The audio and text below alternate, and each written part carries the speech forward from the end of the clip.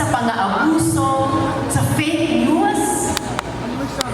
Pero dyan sila nagkakaroon. Nandito kayo. Ibig sabihin, naniniwala pa rin kayo na may magagawa tayo para mabago ang bansa. Kaya huwag niyong hayaan na matapos na lamang sa araw na ito. Mag-organisa pa tayo.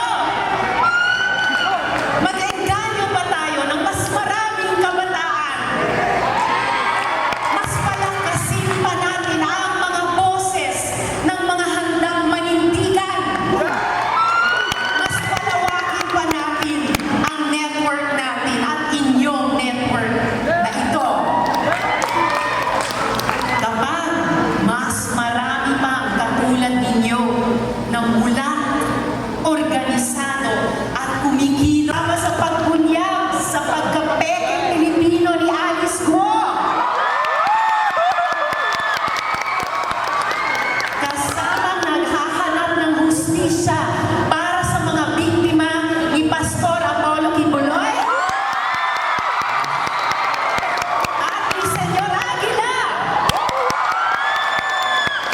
Kasama sa mga advokasya tulad ng inihain ng ating mga cluster representatives, advokasya sa kalusugan, sa edukasyon, sa kasarian, sa young working people, sa ekolohiya, at sa marami pang iba.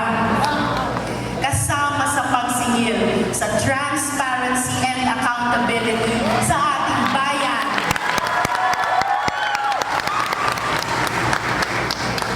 Hindi madali ang manindigan ngayon. Mas madaling manahimik, magbulag-bulagan at mapagod sa mga nangyayari sa politika. Kung di ka pagalit ba